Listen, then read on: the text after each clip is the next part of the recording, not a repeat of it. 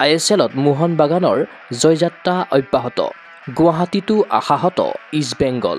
গুৱাহাটীৰ ইন্দিৰা গান্ধী এথলেটিক ষ্টেডিয়ামত শনিবাৰে অনুষ্ঠিত হ'ল ISLৰ এখন হাই ভল্টেজ মেচ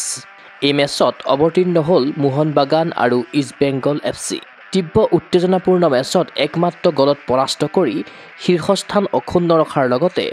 অপৰাজেয় ধাৰাও অব্যাহত ৰাখিলে মোহন বাগানে ফুটবল প্ৰেমীৰ আবেগ আৰু উত্তেজনাৰ দৃষ্টিৰে ভাৰতীয় ফুটবলৰ কলকাতা ডাৰ্বি শ্ৰেষ্ঠ খেলৰূপে সমাদৃত দীৰ্ঘ বিৰতিৰ পাছত অসমত মোহন বাগান আৰু ইষ্ট বেংগলৰ মেচখন অনুষ্ঠিত হয় যদিও উভয় দল বঞ্চিত হয় দৰ্শকৰ পৰিচিত কোলাহলৰ পৰা হয়তো উভয় দলে প্ৰথমবাৰৰ বাবে ইমান কম দৰ্শকৰ সন্মুখত খেলিলে তথাপিতো নিজ নিজ পছন্দৰ দলক সমৰ্থন কৰিবলৈ গুৱাহাটীলৈ আহিল সমৰ্থক We have come from Kolkata to Guwahati to secure 3 points. That's our only mission and our team is in bad position now, but we know that our team can recover from this position. The team has the capability to recover from 11 spot to 1 spot. East Bengal has done it in past and East Bengal will do it in present. I know, we know, our supporters know. Our club has the fame, our club has the history, our club has the legacy. And we know that we'll climb in top and the red and gold will fly forever. Joy East Bengal! 3 गोल से जीतेंगे 3 गोल तो मारेंगे तो ज़्यादा भी हो सकता है अगर मैच हाफ टाइम पर देखेगा तब ठीक बोल देगा जो कितना गोल मारेगा लेकिन 3 गोल तो जीतेगा यही तो हम एक्सपेक्ट करता है का माहौल अच्छा है हम अभी 7 तारीख जो मैच था हमारा जो नॉर्थ ईस्ट से हम जाके देखा है यहाँ पर आया था वो मैच भी हम देख के गया है बहुत अच्छा है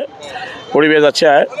ইফালে খেলৰ 2 মিনিটতে গোল কৰি মোহন বাগানে প্ৰত্যাশিত আৰম্ভণি কৰিবলৈ সক্ষম হয় আশিষ ৰায়ে চেণ্টাৰৰ পৰা মৰা শ্বট ইষ্ট বেংগলৰ বক্সৰ ভিতৰত আয়ত্ত কৰি জেমি মেকলাৰেনে দক্ষতাৰে বিপক্ষৰ দুৰ্গত বল সুমুৱাই দিয়ে মেচত মোহন বাগানৰ আধিপত্য ইয়াৰ পৰাই আৰম্ভ হয় 21 মিনিটত মোহন বাগানে অগ্ৰগতি বৃদ্ধি কৰাৰ সুযোগ পাইছিল কিন্তু গোল কৰাত ব্যৰ্থ হয় মনবীৰ সিং প্ৰথমাৰ্ধত এটা গলতে সন্তুষ্ট থাকে জুছে মলিনাৰ দল দ্বিতীয়াৰ্ধত মোহন বাগানে খেলৰ ছন্দ একেদৰে ধৰি ৰখাৰ বিপৰীতে ইষ্ট বেংগলে প্ৰত্যাক্ৰমণৰ ৰণনীতিৰে গতিশীল ফুটবল খেলিবলৈ লয় কিন্তু প্ৰথম 10 মিনিটতে দুখন হালধীয়া কাৰ্ড পোৱা ইষ্ট বেংগলে 64 মিনিটত আন এক আঘাতৰ সন্মুখীন হয় বিপক্ষৰ ষ্ট্ৰাইকাৰক বিপদজনকভাৱে বাধা দিবলৈ গৈ দ্বিতীয়খন হালধীয়া কাৰ্ড পাই খেলপথাৰৰ পৰা বাহিৰ হয় শোভিক চক্ৰৱৰ্তী ইষ্ট বেংগলে 10 জনেৰে খেলি নিজৰ প্ৰধান প্ৰতিদ্বন্দ্বীক বাধা দিবলৈ অপ্ৰাণ চেষ্টা চলায় ফলত দ্বিতীয়টো গোল কৰাত বিফল হয় মোহন বাগান কিন্তু 3 পইণ্টেৰে শীৰ্ষস্থান আৰু অপৰাজেয় ধাৰা অব্যাহত ৰাখে মোহন বাগানে উল্লেখ্য যে ISLৰ ইতিহাসত দুইটা দলে 10 বাৰ মুখামুখি হ'ল আৰু 9খন খেলতে মোহন বাগানে জয়লাভ কৰি অপৰাজেয় ধাৰা অব্যাহত ৰাখিলে বিপৰীতে চিৰবৈৰীৰ বিৰুদ্ধে জয়ৰ সোৱাদৰ পৰা আকৌ এবাৰ বঞ্চিত হ'ল